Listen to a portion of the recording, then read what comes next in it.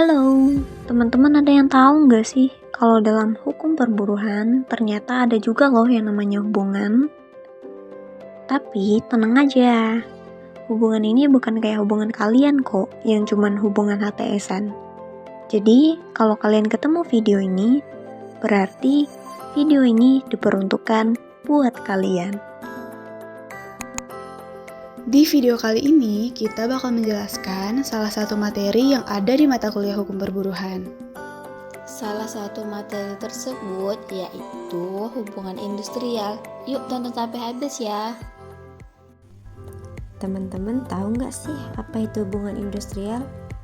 Kalau belum tahu, kalian wajib banget simak ini. Karena hubungan industrial itu penting banget buat dunia kerja kita. Yuk kita bahas bareng-bareng. Jadi gini, hubungan industrial itu adalah sistem interaksi antara pengusaha, pekerja atau buruh, masyarakat, dan pemerintah dalam proses produksi barang atau jasa. Tapi nggak asal interaksi ya, semua ini berlandaskan prinsip Pancasila dan Undang-Undang Dasar 1945. Jadi, hubungan industrial itu nggak cuma soal pengusaha sama pekerja aja, tapi juga melibatkan pemerintah dan masyarakat juga. Keren kan? Terus, apa aja sih yang bikin hubungan industrial itu jalan? Nah, ada beberapa unsur-unsur penting nih. Pertama, ada proses barang dan jasa. Karena ya jelas dong, ini inti dari dunia kerja. Yang kedua, ada sistem hubungan industrial yang jadi aturan main biar semuanya berjalan lancar. Dan yang ketiga, ada subjek pelaku, yaitu pengusaha, pekerja atau buruh, pemerintah, dan masyarakat. Jadi semua pihak ini harus saling mendukung. Oh, jadi kayak kerja sama tim ya? Tapi masing-masing punya tugas dong. Betul banget. Setiap pihak punya fungsi masing-masing. Nih, aku kasih contohnya. Pertama, pemerintah punya tugas bikin kebijakan yang adil, menyediakan fasilitas untuk industri, dan mengawasi biar semuanya sesuai aturan. Yang kedua, pekerja atau buruh. Tugasnya ya jelas bekerja sesuai kompetensi mereka sambil tetap patuh sama aturan perusahaan. Yang ketiga, pengusaha. Mereka yang bangun usaha, buka lapangan kerja, dan pastinya kasih jaminan kesejahteraan buat pekerja. Terakhir nih, masyarakat. Mereka juga gak kalah penting. Masyarakat bisa mendukung terciptanya hubungan kerja yang harmonis dan ikut melindungi keadilan bagi para pekerja. Wow, jadi semua pihak itu saling melengkapi ya. Tapi gimana caranya supaya hubungan industrial ini bisa berjalan dengan baik? Nah, ini dia poin pentingnya. Hubungan industrial punya beberapa ciri unik loh. Pertama, buruh dipandang sebagai individu yang bermartabat. Jadi bukan cuma alat produksi aja. Yang kedua, pekerjaan diakui sebagai bentuk pengabdian kepada Tuhan, sesama manusia, bangsa, dan negara. Dan yang terakhir yaitu hubungan antara pengusaha dan buruh gak cuma soal perbedaan kepentingan, tapi juga ada kepentingan bersama untuk memajukan perusahaan. Bentar. Terus tujuan akhirnya apa dong? Tujuan akhirnya tuh keren banget, ada 2 lingkup. Yang pertama, lingkup mikro, yaitu menciptakan suasana kerja yang tertib dan nyaman buat semua pihak. Dan yang kedua, lingkup makro, yaitu mewujudkan cita-cita proklamasi, membangun masyarakat yang adil dan sejahtera. Keren kan?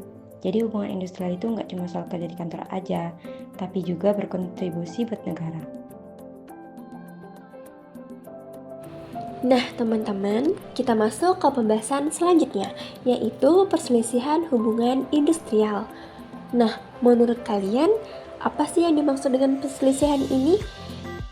Jadi, perselisihan hubungan industrial adalah perbedaan pendapat atau pertentangan antara para pelaku produksi, yakni pengusaha, gabungan pengusaha, pekerja atau buruh, bahkan serikat pekerja atau serikat buruh.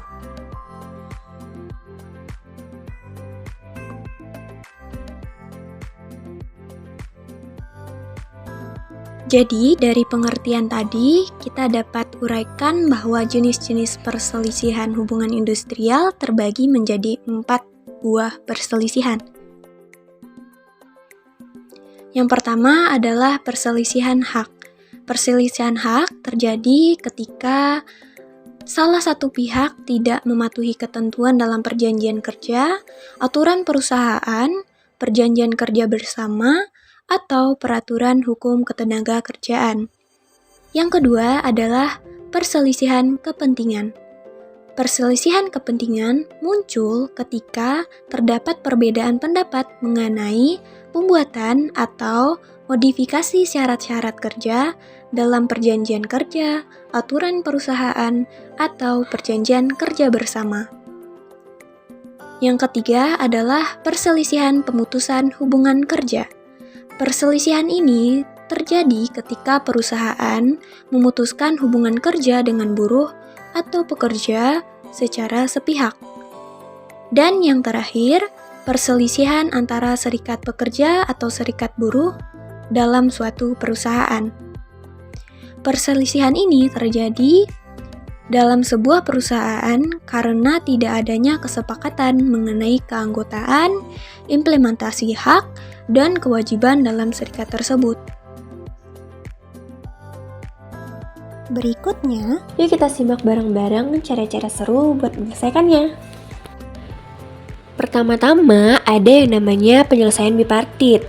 Ini tuh kayak ngobrol santai antara dua pihak yang terlibat. Jadi sebelum semua jadi ribut, mereka harus duduk bareng dan musyawarah untuk mencapai kesepakatan. Keren kan? Selanjutnya, kita punya penyelesaian mediasi. Di sini, ada mediator yang netral, bisa dibilang sebagai jembatan komunikasi. Mereka bakal bantu pihak-pihak yang berselisih untuk ngobrol dan mencari solusi bareng.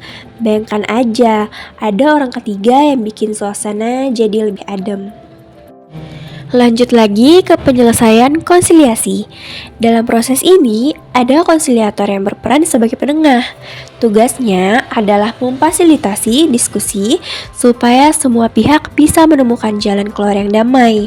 Jadi, bisa dibilang mereka adalah pahlawan perdamaian di dunia industri.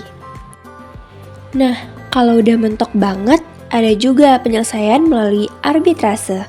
Di sini, perselisihan dibawa ke pihak ketiga yang punya otoritas untuk memutuskan.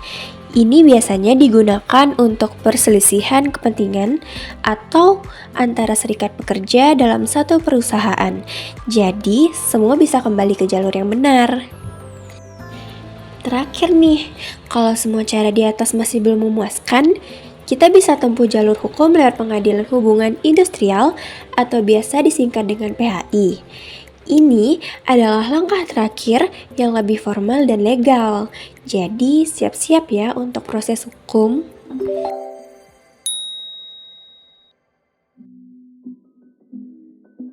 Wah, aku jadi ngerti sekarang. Hubungan industrial itu ternyata penting banget ya buat semua orang.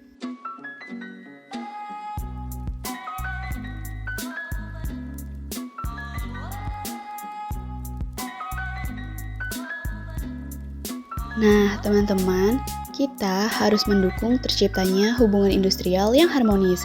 Kalau kalian masih penasaran atau ada pertanyaan lain tentang topik ini, jangan ragu buat bertanya ya. Sampai jumpa di pembahasan seru berikutnya.